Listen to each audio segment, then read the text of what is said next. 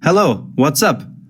I see you're still with me there, and you cannot imagine how much I appreciate that.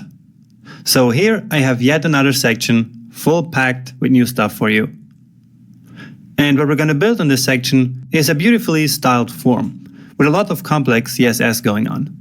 So you're going to learn how to implement something I call the solid color gradient. Also, you'll learn how the general and adjacent sibling selectors work and why we need them, how to use the input placeholder pseudo-element, how and when to use the focus, invalid, placeholder-shown and checked pseudo-classes for styling forms, and finally, to finish this section, you're going to use all that knowledge to build custom radio buttons to give our form a special touch. So taking a look at what we're going to build here, this is it. So this entire section with this background gradient here going on, and then this box where the form is then actually located. So we have this box with this background image, and then this here is what I call the solid color gradient, but we'll see that a bit later. So let's now start by actually formatting this entire section with the background gradient, and then implementing this box here first, including the background image and this non-rectangular design thing here again, okay?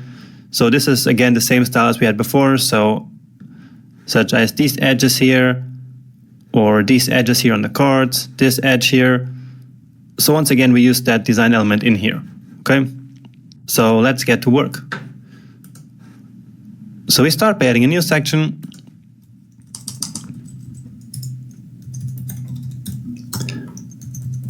And this one is the booking section.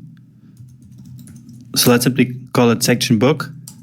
Then in here, we have a row, okay? Because we want to center that box nicely in the middle. And then in there, I'm going to place an element called book. Okay, so this book here will be this entire box, okay? Now, why am I doing it this way? Well, let's think about reusable pieces and components again. I think it's only logical that we might this form here to be a component so that we could reuse it somewhere else on the page. So all these elements here that we're going to code, these all should be part of our component. So we will probably have a component called form. Now what will be unique to this page and what we really don't need to reuse, I think, is the rest of this design, like this box here with this background image and also with this edge here going on. So that's not really a reusable piece, I believe, because imagine that we have another page with a form somewhere else, maybe even without occupying the entire width here of the page. Imagine just like a small contact form somewhere on the page. Then maybe we would want to reuse the form, like these pieces here, but not this entire thing with this entire background image and occupying all the space, right? So what we're going to do is to add all of these styles that are unique to the home page here, once more to our home file. And then the form itself here, that's what will be a component, okay? So let's go back now. And that's why I called this here book. And then the component later on is what will have the name of a form. All right, but before doing that, let's actually start by styling this section book as well as the book class here. So in the home folder, but here in the beginning, can close this one here actually. So here at the end, just add a new selector. So we want a padding of again 15 rem and 0. And now you saw that we had that gradient going on, so background image, linear gradient to right bottom again. Well, this here is not correct. And now the colors. So color primary light and color primary dark.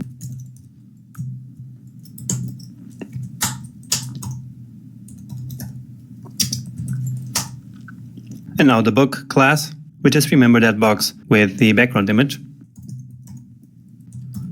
So let's actually start by adding that background image. So URL, move up one level, IMG, and this one is called net10. And the background size of cover. Now, one thing that I didn't mention yet is that actually instead of using a keyword like cover, we can also use a value here, like 100%. And actually 100% here means the exact same thing as cover. And that's because cover stretches the image to occupy the entire container where the background image is applied, and that's what 100% does. So also 100% of the width. Okay, now just for testing purposes, so that we can actually see what's going on here, let's add a height to this entire box. Let's say 50 rem. Okay, but again, this is just for testing purposes. Later on, we want the content of the box, of course, to define its height. Okay, but just to take a look at it. Nice, so here we go, okay. Now let's add some rounded corners here and also a box shadow, like we have on the original version. So border radius, once again 3 pixels. I think that's the one we've been using. And that's actually also a good candidate for defining a variable, okay? Because now I'm not really sure if we've been using 2 pixels or 3 pixels. And so if we had a variable, that would solve it. So I encourage you to actually go ahead and do that. I'm not going to waste more time with that here, okay? But you should totally do it. So box shadow again.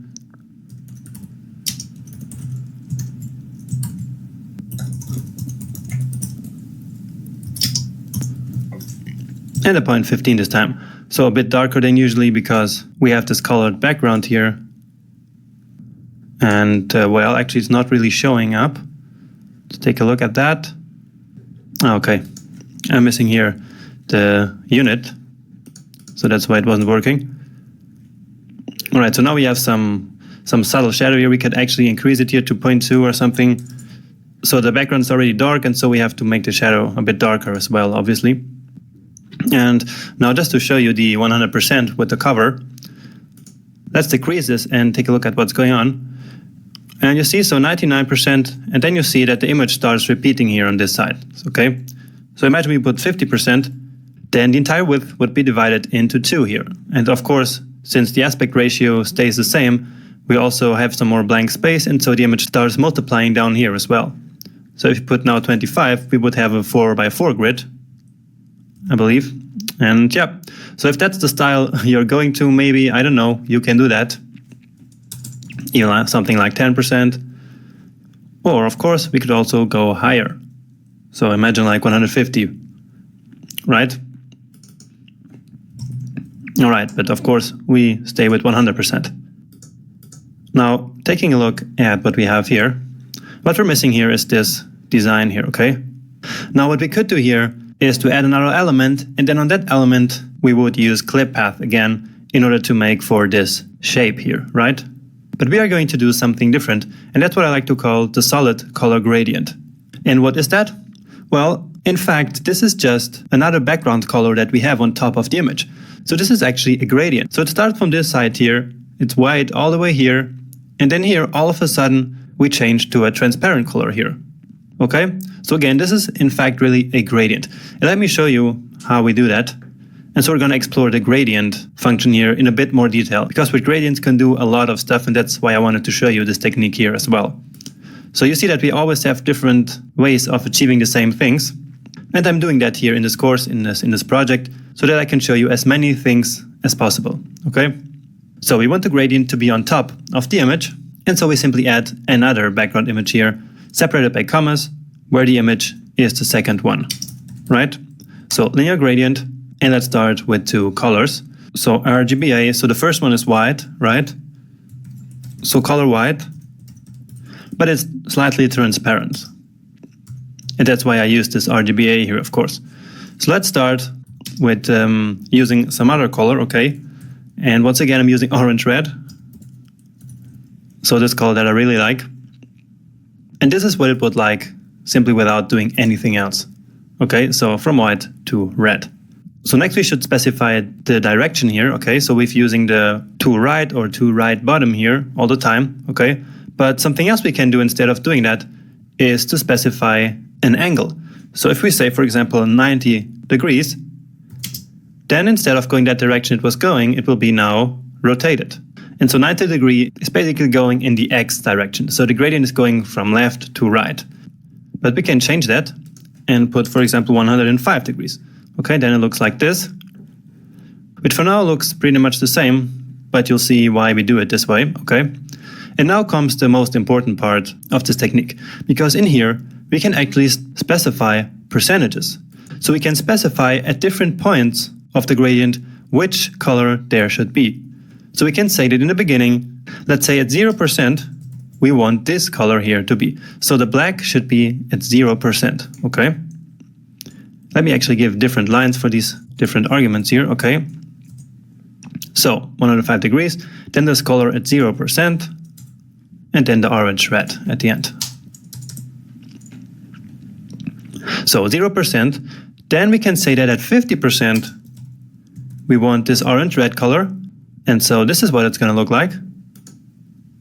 Okay, and so what happens here? So we said at a 50% we want it to be orange, and so here is 50%, and so here it's completely orange. There's not a gradient happens between the left side, which is where the 0 is, and here where the 50% is.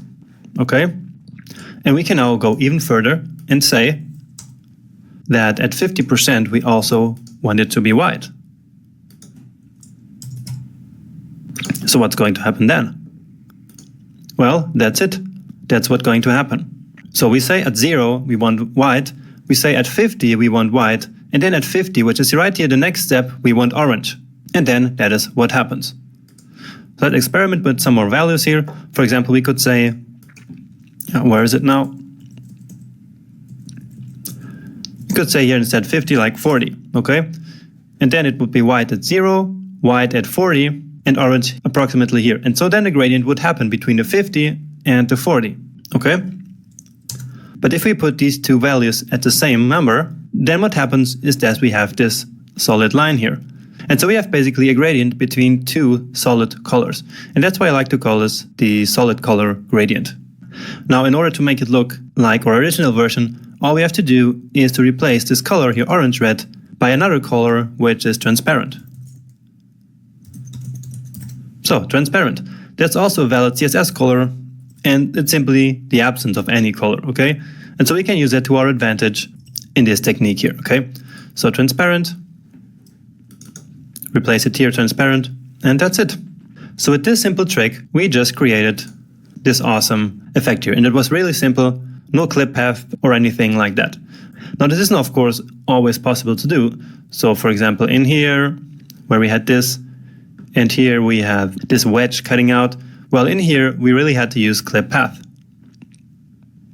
And so different tools for different situations. All right, so let's now start with our form actually. And well, before that, we actually need a container where this form can be. And so let's call that one book form. So book form. So book form will basically simply be a container sitting on the left side of this box. Okay, so basically sitting in here, so that in there we can then put our form. And so that again is unique to this page. So let's put it again here. And that's also why I gave it the element name here. So block element. So book is the block and now the form is the element. And so let's say I wanted the width to be 50%. So basically to occupy half of this entire box. And then let's give it some padding as well. Let's say 6 rem. All right. And so now we're ready to start our form component. Okay. So let's go back here. And then in here we will have finally our form. And the form will also be an HTML form element, of course. So when we have a form, we should always use the form element. So form, and I'm also giving it the class of form. Now the action is basically the script or the file where we want the form to go as soon as we hit the submit button. And now this form is not going to do anything. We just want to style it and we're not going to give it any functionality. And so we just make it go to like nothing here. Okay. So form. Now in here, we're going to have several groups, let's call them. So one group for each of these, let me show you. So one group is for this field and the label, because there actually is a label. So here, down here, you can see the label. So we're going to implement that text jumping down there, okay? And here also is a label, which is invisible. So yeah, now you see it.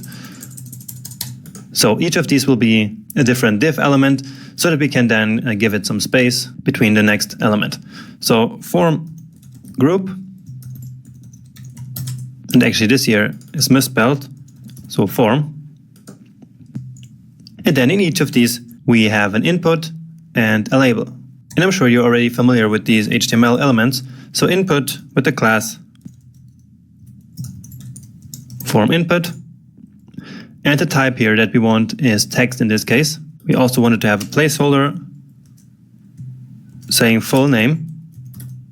And then we want it to be required. So we can put this little attribute here calling required. And then the browser will not allow us to submit the form unless this field here is actually filled out, okay?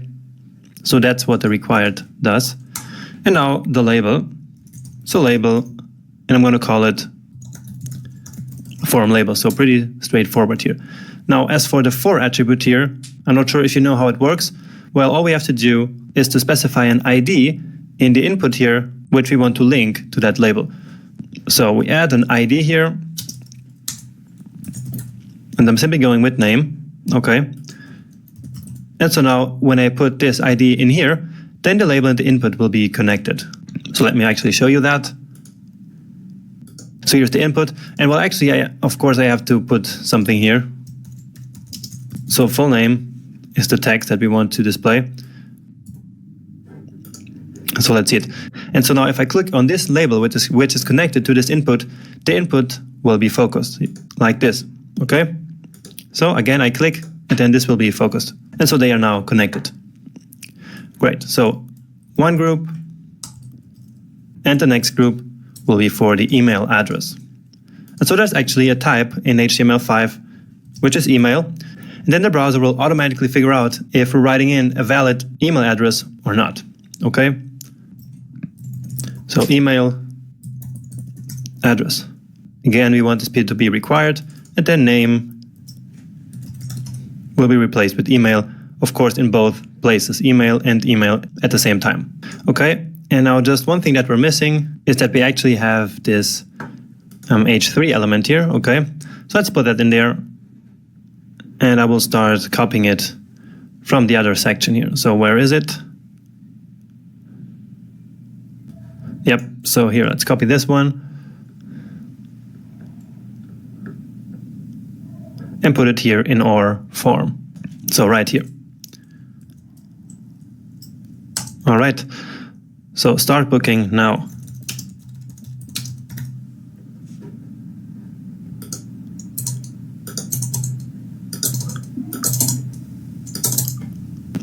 Okay, maybe that's actually a bit too much space here. And we also don't want it to be centered here, okay? And so now it's very easy to do that. All we have to do is to just remove this class. And so that's gone, okay? Now maybe we don't want something that big here. So we can go with margin bottom medium, okay? So you already have a class for that. Let's reuse it. Okay, so with all that in place, we are now ready to actually style these elements here, okay?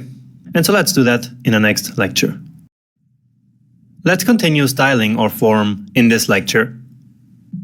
So once more, we add a new component here to a components folder. So form.scss, add .form in here, and of course, also include it here. So form, save it, and close it. All right. So we have the form, then in there we have the form input.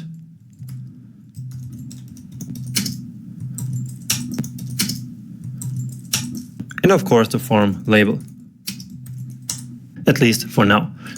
And of course we also have the form group. And let's start with the input actually.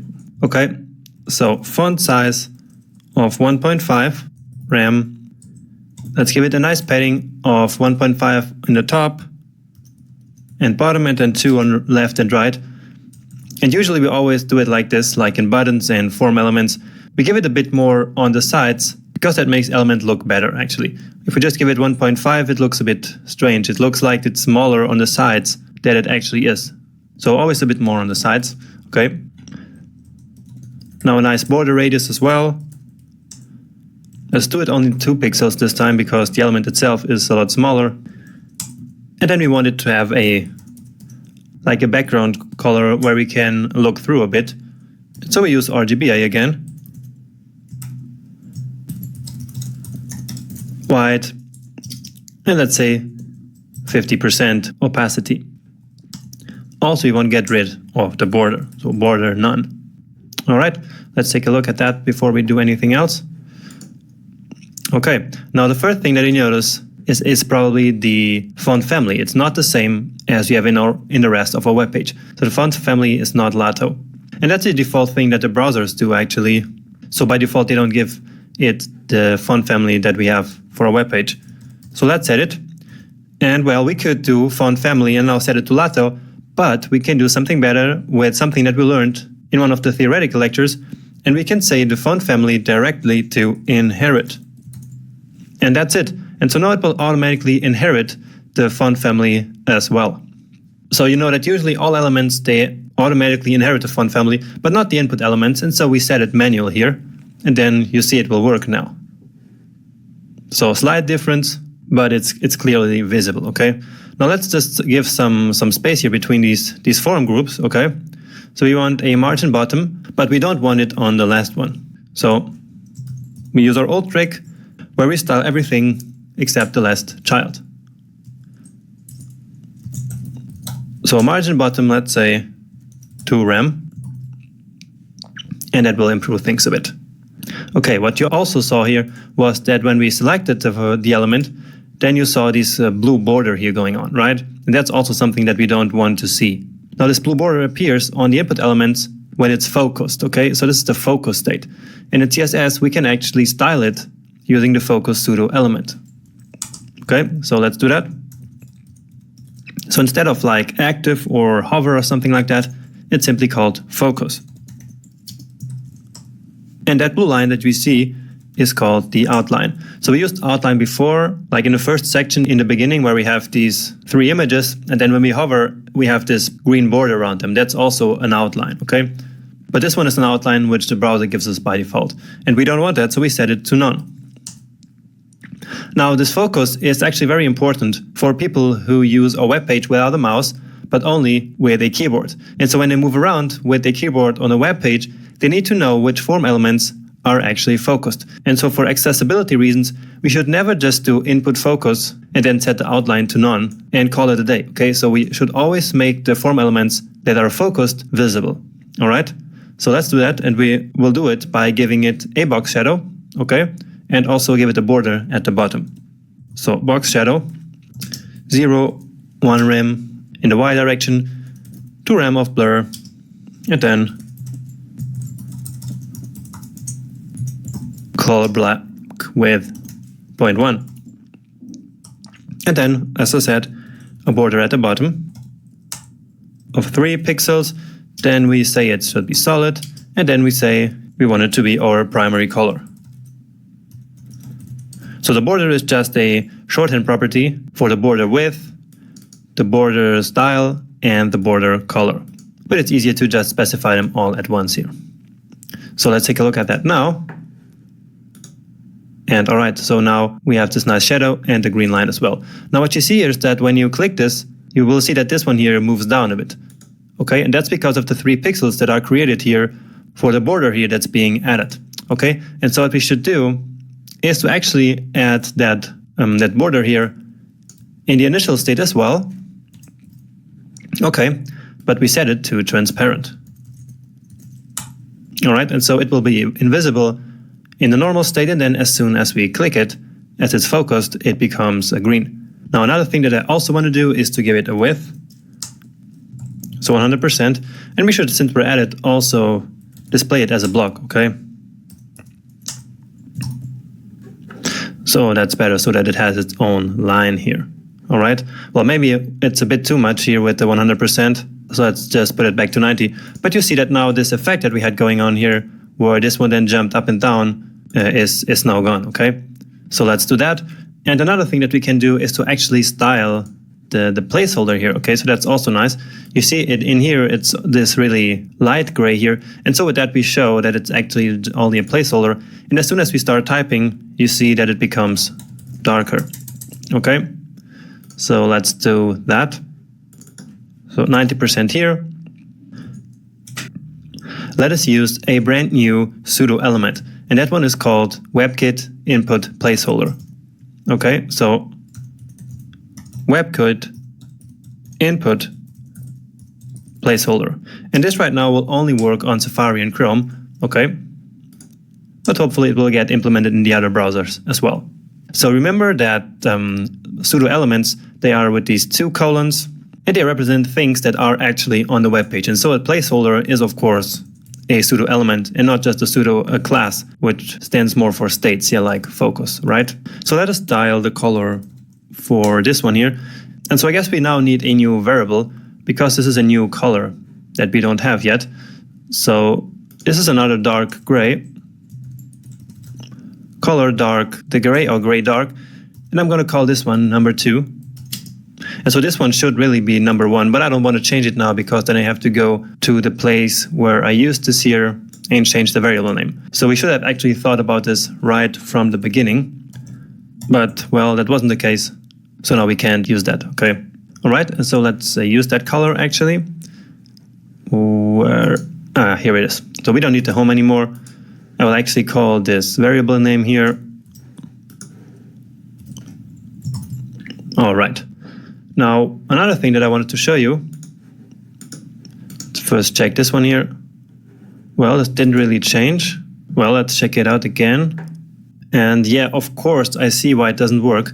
It's because this one is, of course, not on the form. You see, we are here on the form level. So right now we're saying form and then WebKit input placeholder. But of course, this is on the input, right? And so this should, of course, be in here. And since we're at that, this here is also not in the right place. I mean, it works, but we're not using the power of nesting here, right? So why I repeat the input, we should just do it like this, right? So now it should work. And yeah, here we go. So now it's this column, then when I start typing, it becomes dark. And actually it becomes pretty dark, it becomes black actually. And that's because once again, the font color is not really inherited. So we have to set this once again to inherit. So that's something really particular to these input elements. They don't inherit basically the font properties, okay? Now another very cool thing that we can do is to actually make use of the validation that Google Chrome has. So remember that I told you that here in the email input, for example, we specified the email type, and then Google Chrome will test if we're actually writing in a valid email address or not. And if we're not, it will basically be invalid. And in CSS, we can actually use that, because on an input element, we can use the invalid pseudo-class. Okay, the invalid and of course also the valid pseudo-class. And then we can apply specific styles to when the value is valid or when it's not valid. So let me show it to you actually. So in here we start with this here yellow. And yellow, or let's say orange, orange means that the input is not correct. So let me start writing something here. So hello is not really a valid email address. But now you saw as soon as I started writing here after the @ symbol, it turned green, right? The same thing here. So we said that it should be required, but right now there's no text, and so it's not valid. So right now if I would submit this form, then it will say, please fill out this form. But if I now start writing here, it becomes green. If I delete this one here, it gets orange again, and it says, please fill out this field. And if I just write something invalid, it says, please include an @ in the email. And so we can take advantage of that invalid states, okay? Now, one other thing, when do we actually want this to happen? Well, we want it to happen only when the field is actually focused, right? And so we set focus, once again, and then invalid. And that's it. So when we have an invalid focused input element, then this is the style that we want to apply. So we want a border that is orange. And so let me get the color here. So it's called color secondary dark. Color secondary dark. Okay, and that should do the trick. And here it is. So right now it's invalid. And now I typed, and now it is valid. And then here, hello at jonas.io. And so now it's valid. Like this, it's not valid. And like this, it's also not valid. All right, so that works. So now, before we move on to the radio buttons, let's do that trick where we make this part here invisible and only appear as soon as we write something here in the input. And so basically it will then look like that name here, that text would fly out and come out here, down here, okay, because it's actually the same text. So this effect here, you see the full name and it moves down like that, okay? So nice little effect, but I think it makes all the difference to have these subtle things on a web page, okay? So let's now actually start by formatting here this label. So we give it a pretty small font size of 1.2 rem. Make it bold with 700 font weight. And then we give it a margin left with 2 rem. That's because we want it positioned exactly on the same position which the text is on top. And then a margin to the top of 0.7 rem. Okay, and finally we should also display this as a block, because otherwise, you know, we cannot really use these box model properties here on the element, right? So let's take a look at that now. And yeah, so now you see this is now really aligned here so that the effect will actually work that we're looking for. And now we need to take care of the magic where this is only shown as soon as we have some text in here. And so once again, this is really only CSS and no JavaScript included. And what allows us to do this is to use the placeholder-shown pseudo-class. Okay, and so the placeholder-shown is again here on the input. Now I'm not going to really place it here, and I'm going to explain to you why in a second. But for now, trust me that this is how it has to be done. So input and then placeholder shown. So when the placeholder is shown on the input element, then we can now style it. But it's not the input that we want to style, right? What we want to style is the label, right? We want the label to be hidden and not the input. And so in here, we also have to select the label. So let me first do it like this. But probably you notice that this is not going to work. And why is that? Well, because the label is not a child element of the input, right? So we see in the HTML that they are siblings, so they're at the same level. They're both childs of the form group, okay? So again, input and label, they are siblings. Because they're on the same level, they're both children of this parent element. But in CSS, we have a very powerful selector, and that is called the sibling selector. And so this is how it works. And this one is actually the adjacent sibling. So what is an adjacent sibling? Well, it's just a sibling that comes immediately after the element that we select in the first place. So we first select input, and then with the adjacent sibling selector, we select the first sibling, which is the label. And so in this case, this works. But if there was some other elements in between here, let's say here was another div, and then there was like some button or something, okay, so this would totally be possible, then we could still use a sibling selector, but we would have to use this one, okay? So this is the general sibling selector. So this one works if there are more levels in between. But now we can use the adjacent sibling because the sibling is right next to the first element. Now one particular thing about the sibling selector is that the sibling that we have to select, in this case the label, always has to be after the first element, so the input in this case. All right, so again, the label needs to be after the input, which is the case here, in order to be selected with the sibling selector. So just as we have it here. So we have the input, and then we select the sibling of that element and a sibling called label. If the HTML was written the other way around, so if we had the label before the input, like this wouldn't work. There would be no way of selecting the label here from the input. Okay, and that's the reason why I wrote the HTML in this order. All right, so when you need to use the sibling selector, then you need to be careful about that. All right, so when the placeholder is shown, meaning that we have written nothing in our input, we want the label to be hidden, right? So opacity 0. And then another thing that we should do is to set the visibility to hidden. And that's because if we just set the opacity to 0, then the element will basically still be on the page, but only invisible. But if we set it to visibility hidden as well, well, then it's really gone, okay? So why don't we just use visibility hidden without the opacity?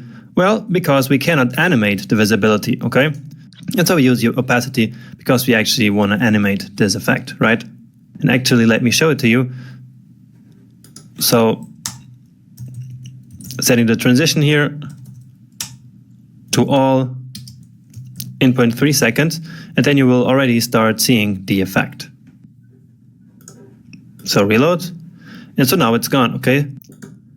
Meaning that right now the placeholder-shown pseudo-class is active, okay?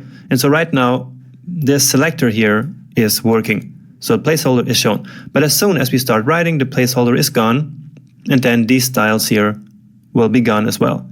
So that's what happens now. So you saw the opacity was animated, and so it faded in. And now it faded out, in, out, you see? Now what we want this to happen is to also move down from here, right? And so in initial state, it has to be there, transform, translate, and of course it's in the y direction, and it's going up, and so -4 rem. Okay, let's actually show it to you how it will look like, still visible. So to justify why I used the -4 rem, okay, so this is where the input is. In this state, and when I start writing, it moves down, okay? So let's make it invisible again, give it a save, and now here we go. So really cool, right? In the next lecture, we will then take care of actually adding these radio buttons here. So stay tuned for that next lecture. In the third part of the booking section, let's now finally build our custom radio buttons. But before we do that, let's just add something that we were missing here, which is the animation as soon as we click here or as the color changes, okay? So this bar here, this underlined color. So this has no animation right now, so we should very quickly just add that. So the transition property and all, let's say 0.3 seconds. And so that should be different now. And yeah, you saw that. So it's much nicer now. Okay, so what do we have here on these radio buttons? Well, you see that we have two elements here. So basically this one here and this one. And then when you click, of course, the button becomes active and we choose the option that we click on. So let's start with the HTML here. And so once again, let's do a form group.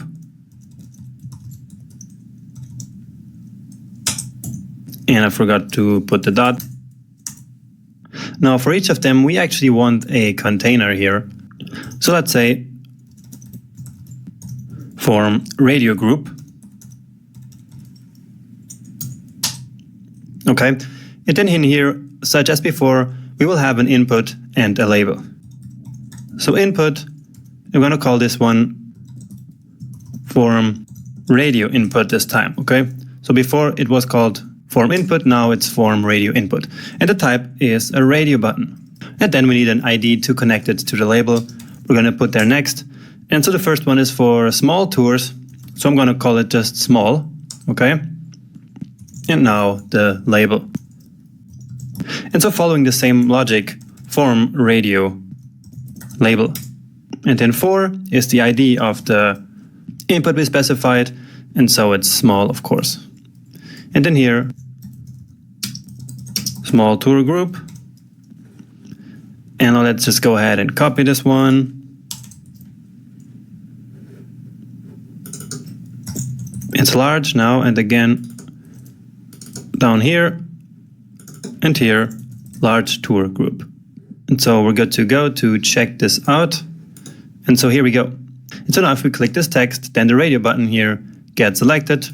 And if we click on this one, then this one gets selected. But the problem is that the other one still stays selected here, of course. And that's because we forgot one attribute in the HTML. Okay, so in order for HTML to consider them as a group, we need to give them the same name. So it doesn't really matter here. Let's just call it size, because if it's for or small or large tours, so it's basically for the size of the tour. Okay, and so they need to have the same name attribute here. Okay, and so now either one of them can be selected because all of the inputs with the same name, only one of them can be selected, and that's the logic behind that. And so now when you hit this one, this gets selected, and then this one. Of course, you can click on the button as well. And okay, so that's the functionality. Now in CSS, we cannot style these buttons. Okay, so these radio buttons, we have no way of styling them in CSS. And so what we have to do is to basically build our own buttons. And that's exactly what we're going to do. And we'll do that inside of these labels here, okay? So let's do that. So right here inside of the label, I will simply add a span element and call it form radio button. And I saw that I misspelled this here again. So form radio button now. And I'm going to leave it empty, okay? So this is just for style. There's not really content in there.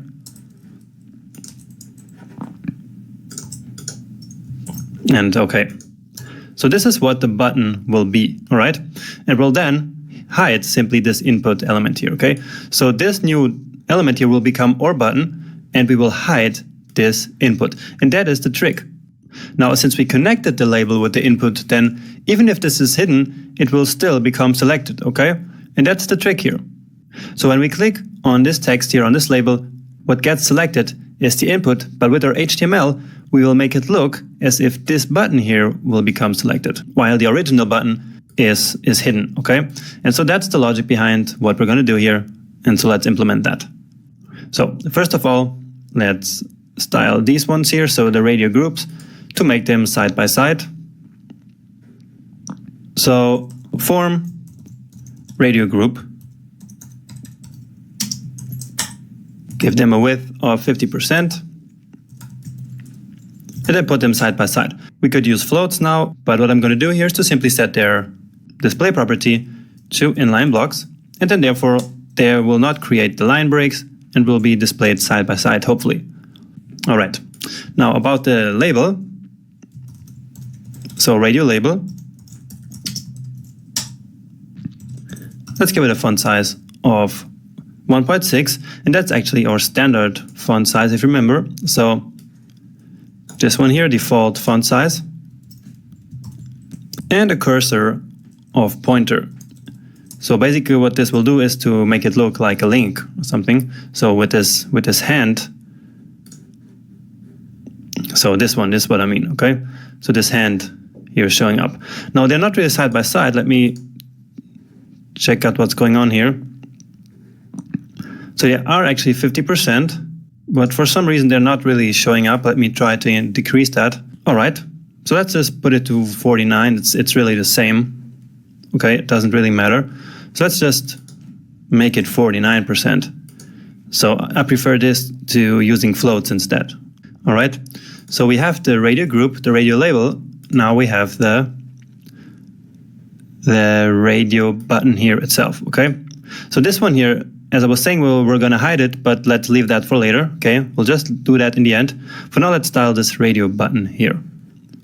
So our custom button, basically. Radio button. And this one is actually composed of two parts. Let me show that to you.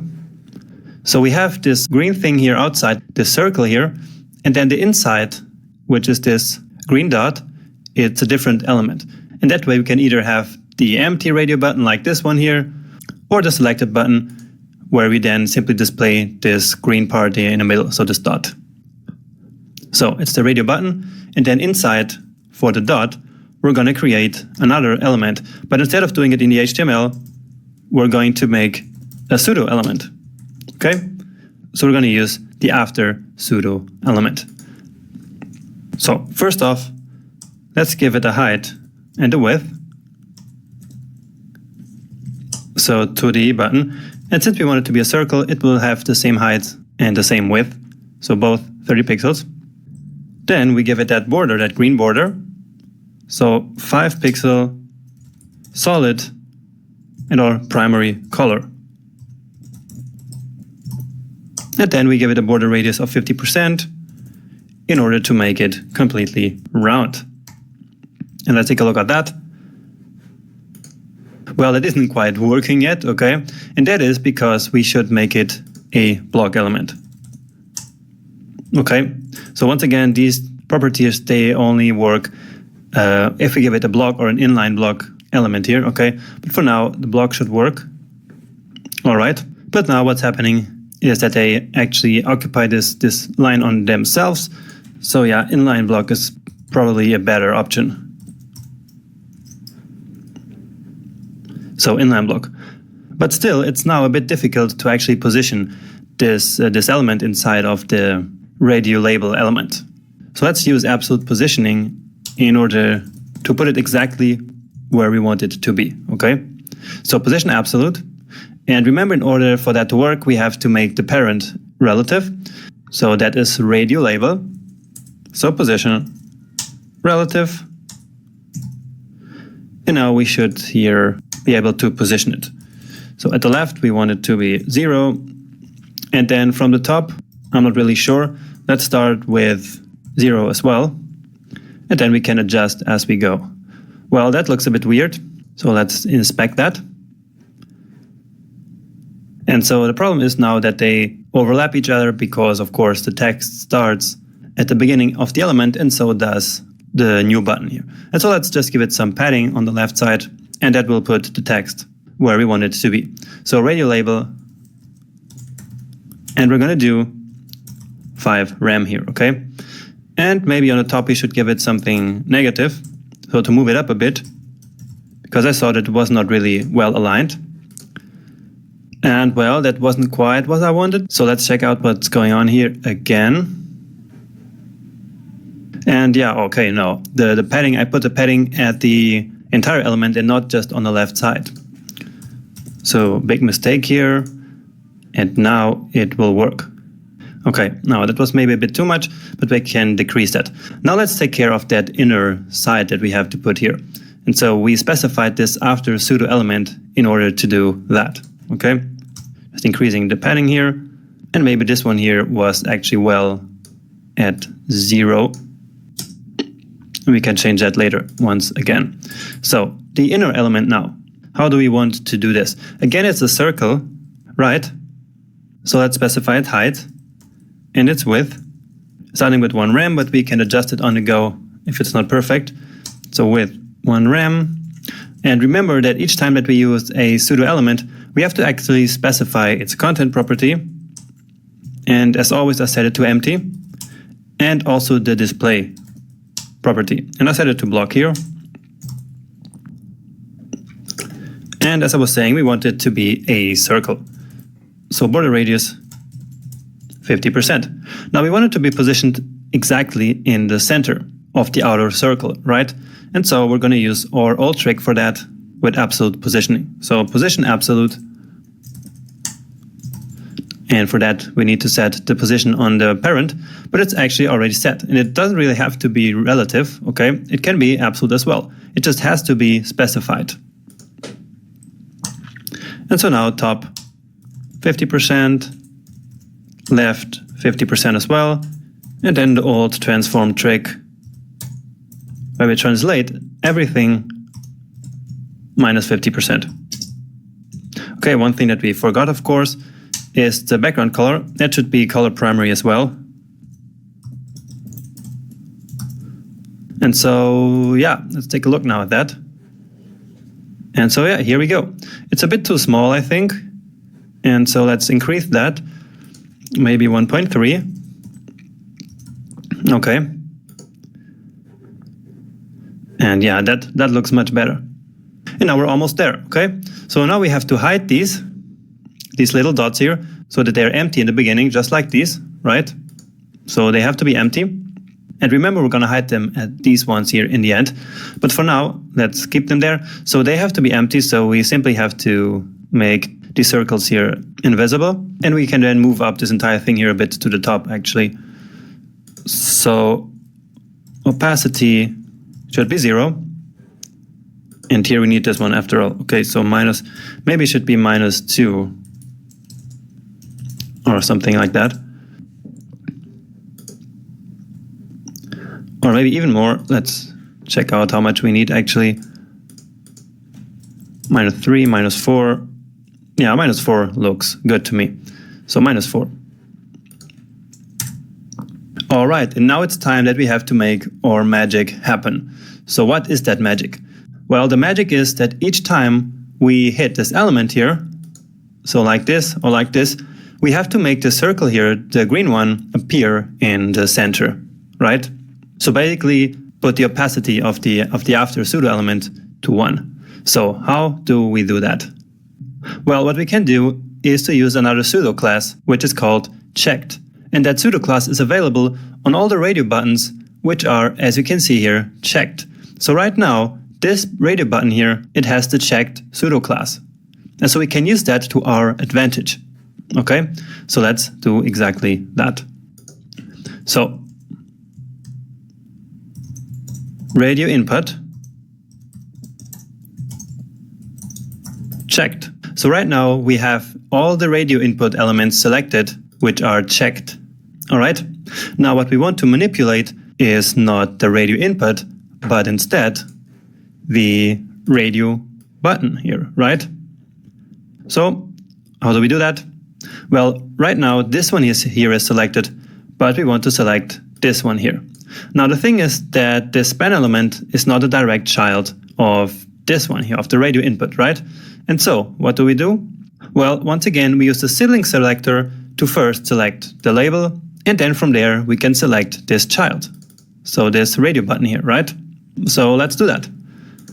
So we select the sibling, and we can use the adjacent sibling selector again, because it is a direct sibling, but this time just to make it a bit different, let's actually use this one. It will work just the same way.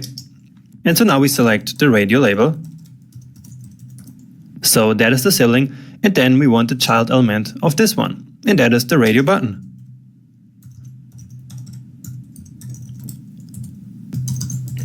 And what we really want is the after pseudo element.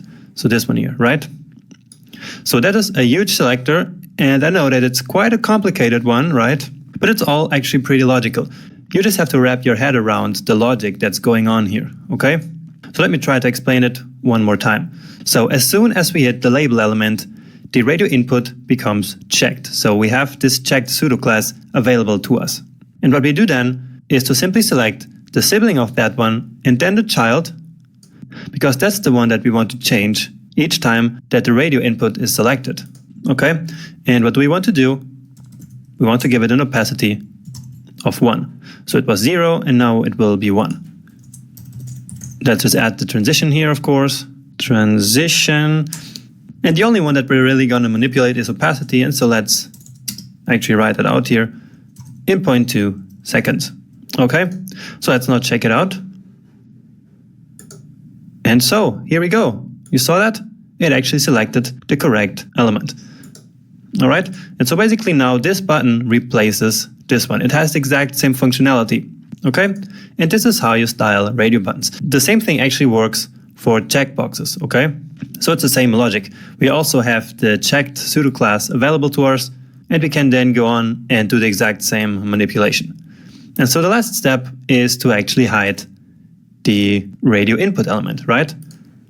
So this one here, because of course we don't want to see it. So let's do it right here. Radio input.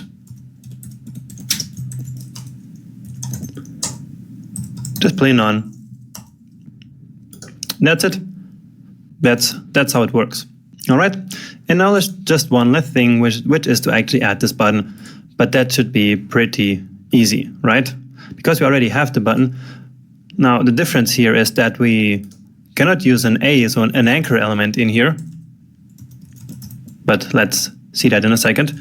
So for now, let's add another group here. And then the button. And so we already have the button, as I was saying. And also the green style of that button. Next step.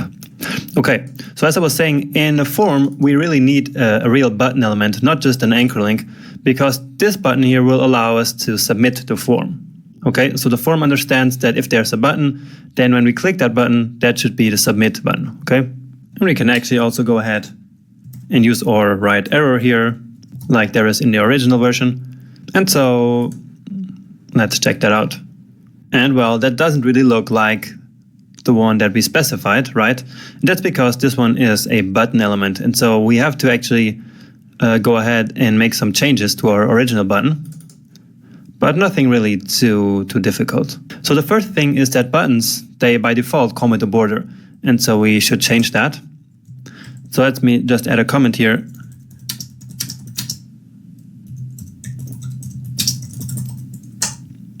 So let's just remove that border to none. And then also we want a cursor of pointer again. So that little hand cursor. So let's see if that changed the thing. Well, actually not. Well, let me check out what's going on here. So what I'm seeing here is that the button class is actually not really getting applied here. Okay, so let's check that out. And now I see why that is actually. So these styles here, you see, these only get applied to the button with the link and the visited pseudo-classes, right? Now our button doesn't have any of these pseudo-classes. And so therefore, nothing of this actually gets applied. And so this is great for me to show you actually the difference between a button element or an anchor tag. So the button doesn't have the link and the visited. So what we can do here is to simply do it like this, right? Because this will translate into button. So just button, so that all of these get applied to our button element as well. So that, yeah, okay, so that actually already worked here, right?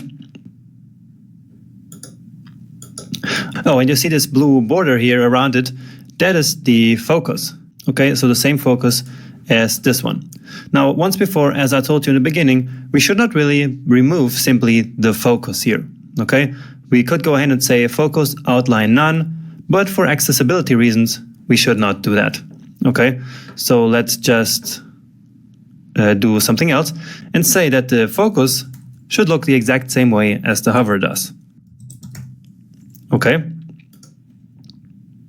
Or maybe even the active, okay? Because this actually happens when we hit the button, not when we just hover it. So not here, let's take that out, but instead it should be here, okay? So we say outline none, but then instead this here happens, okay? And so we didn't completely remove that focus. And so now it's gone and everything looks great. Now just one small change here, we should add some margin to the bottom of that one. And we can simply do that in here, or actually in here, with one of helper classes. So utilities, and let's just use this one here. So just a medium space in there. Okay, so that should do the trick. Well, not really actually. Let me check. And so you see now what's going on here. And that's why I wanted to show you it in the inspector. So we have this to-rem here that we specified for all the form groups. And so that one takes precedence. It's more specific. The selector is more specific. So what can we do here? Well, I'm doing something that I said we should not do, but in the utilities classes, it is different. So when we add a utility class, we really want to happen whatever we say here in one of these classes, right? And so we actually want this to override everything else. And so what we do is to use the important keyword.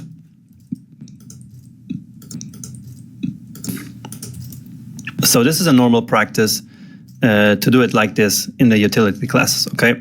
And so yeah, now you see that it looks okay. And actually it looks great. So let's test it again. So everything looks great. And so yeah, these buttons work as well. So it's perfect. And you saw it actually performed the action that we specified. So it went basically to this direction here, which is just to go to the top of the page. And it also reloaded it. Okay. So we successfully submitted our form. Nothing happened, of course, but that's not the point of this form. The point was to style it, and that's done, and it looks really great. So let's now move on to the next lecture, where we're going to code up the footer of this website.